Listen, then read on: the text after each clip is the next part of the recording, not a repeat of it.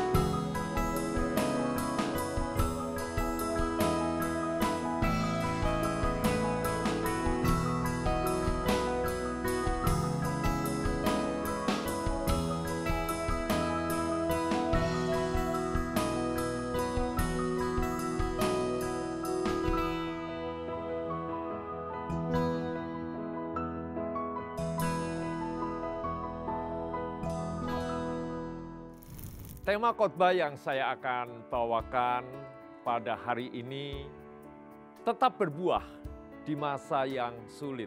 Bapak Ibu Saudara yang sedang menyaksikan live channel di Voice of Life, hari-hari ini begitu banyak orang yang sedang berputus asa, begitu banyak orang yang sudah lelah, sudah capek menghadapi pandemi yang tidak pernah kunjung selesai.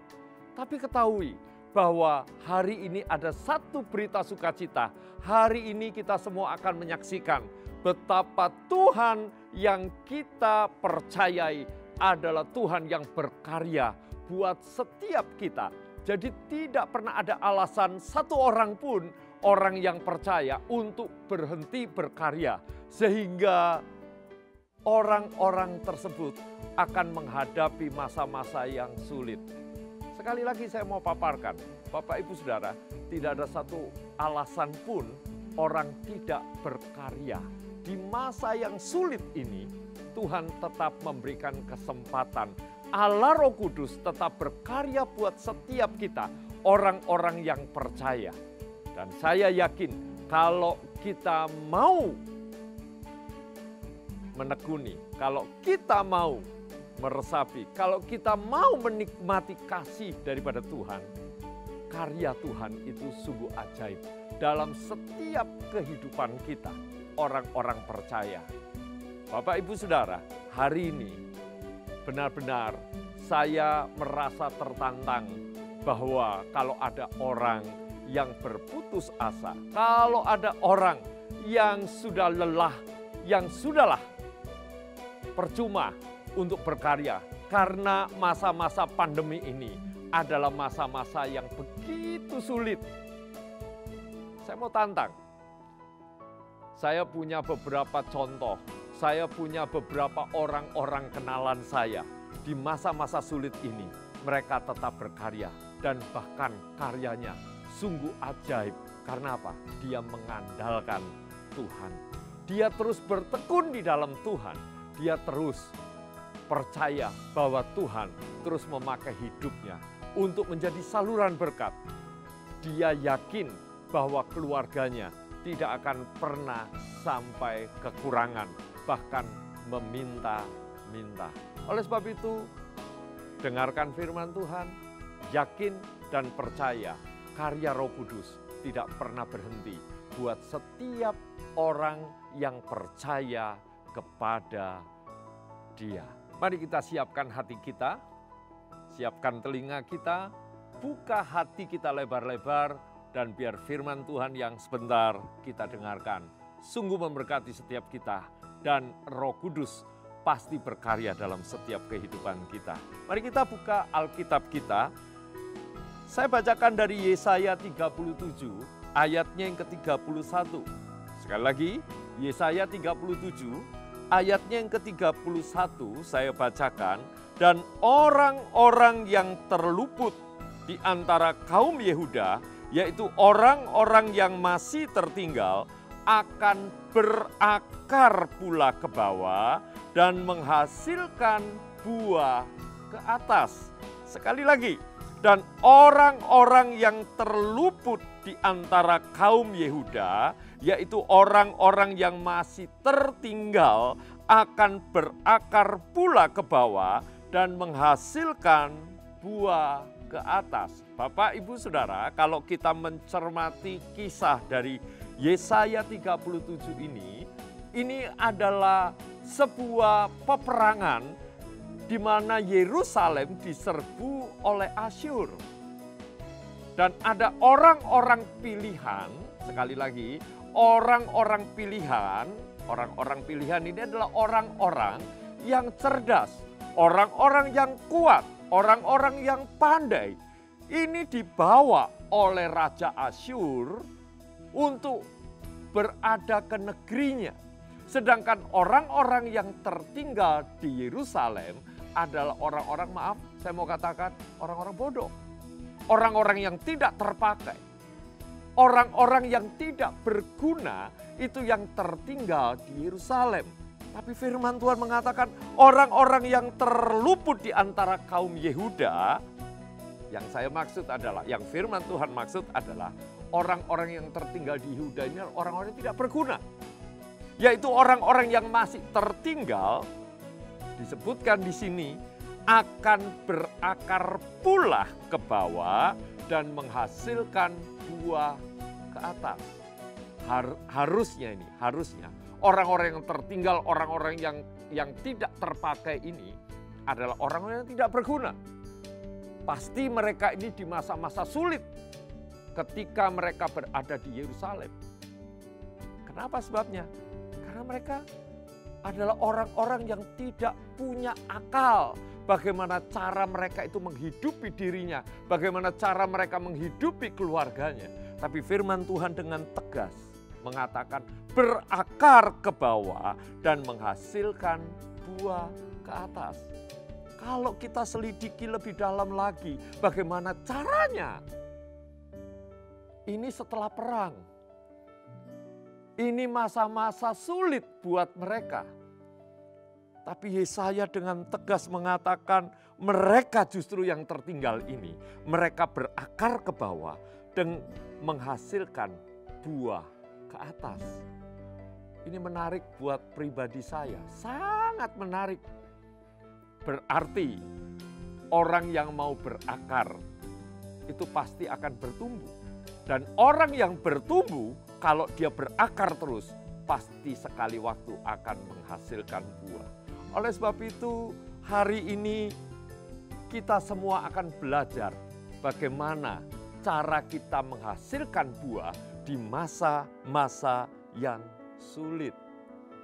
Mazmur 92 ayatnya yang ke-13 sampai yang ke-15, Mazmur 92 ayat 13 sampai 15 berkata demikian, orang benar akan bertunas seperti pohon kurma, akan tumbuh subur seperti pohon aras di Libanon. Mereka yang ditanam di bait Tuhan akan bertunas di pelataran Allah kita. Pada masa tua pun mereka masih berbuah, menjadi gemuk dan segar untuk memberitakan bahwa Tuhan itu benar, bahwa Ia gunung batuku dan tidak ada kecurangan padanya. Bapak, Ibu, Saudara, siapa yang tidak tahu pohon kurma? Pohon kurma itu asam atau manis? Tentunya pohon kurma yang beredar itu adalah pohon kurma yang manis, legit, dan bahkan pohon kurma itu memberikan khasiat buat setiap tubuh manusia yang menikmatinya. Perumpamaan di dalam Mazmur 92 ini, orang benar akan bertunas seperti pohon kurma. Bertunasnya di mana? Di tempat subur atau di padang pasir? Saya mau katakan bahwa pohon kurma kalau ditanam di tanah yang subur, maka dia tidak akan pernah menghasilkan. Tetapi saya mau katakan bahwa pohon kurma itu selalu tertanam di padang pasir. Kenapa di padang pasir? Supaya biji kurma, tunas kurma yang ditanam itu, dia berupaya, berusaha untuk tetap mencari air. Kalau Yesaya tadi mengatakan, dan akan berakar pula ke bawah dan menghasilkan buah ke atas. Pas ini. Jadi tidak ada alasan bagi setiap orang di masa-masa sulit ini, orang itu tidak menghasilkan buah.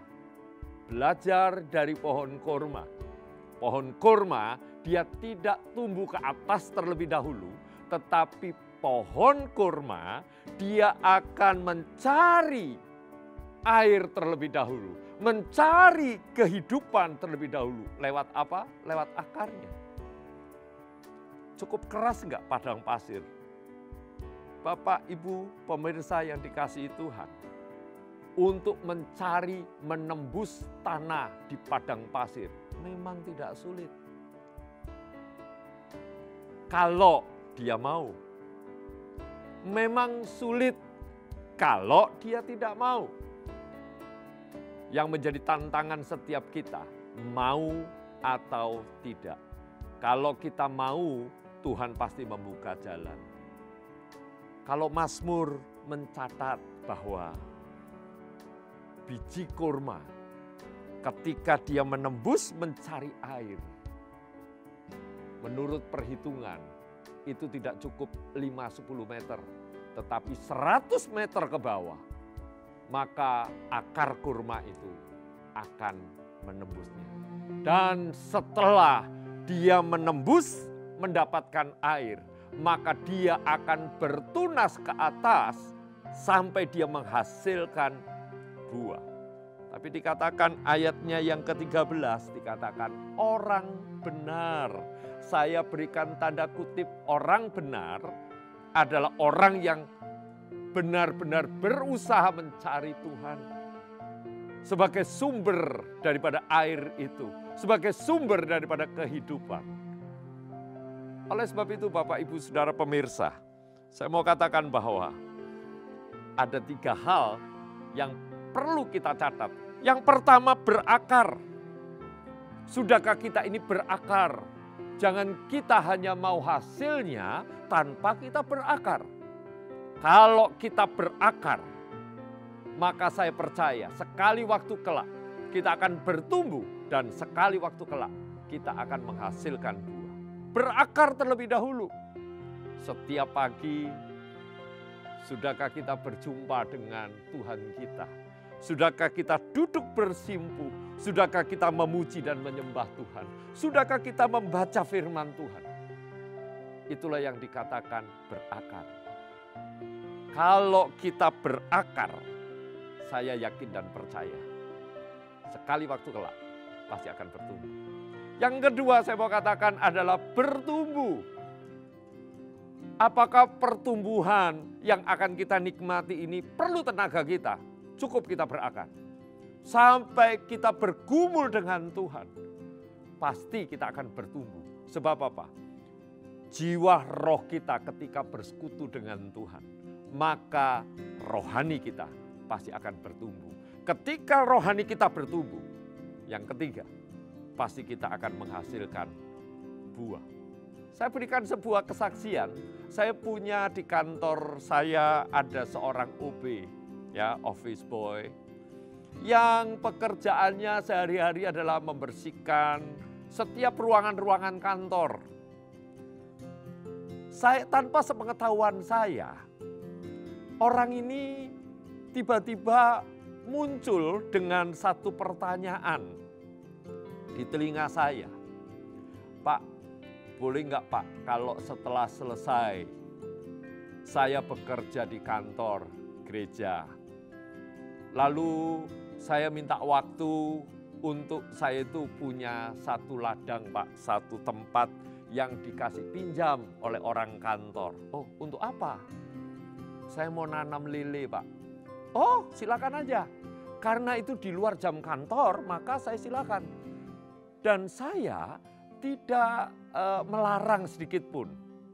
Tiba-tiba 3 bulan kemudian, orang yang memberikan pinjaman lahan itu ngomong ke saya, Pak Rudi, sekarang anak OB itu sekarang dia sudah panen.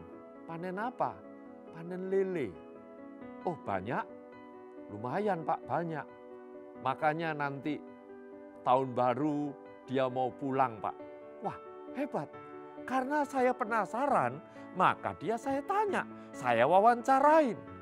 Kamu panen dapat hasil banyak enggak? Lumayan Pak hasilnya Pak. Sampai puluhan juta enggak Pak? Ya mendekati Pak. Hati saya berkata bahwa orang ini hanya office boy. Maaf Bapak Ibu Saudara, office boy tentunya saya tidak meremehkan dia.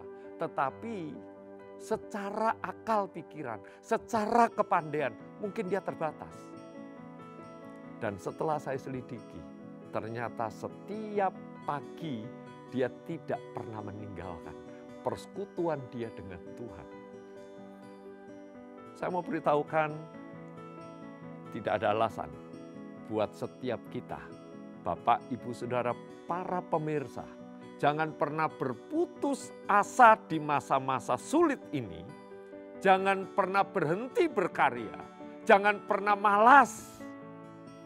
Tetapi tetaplah rajin.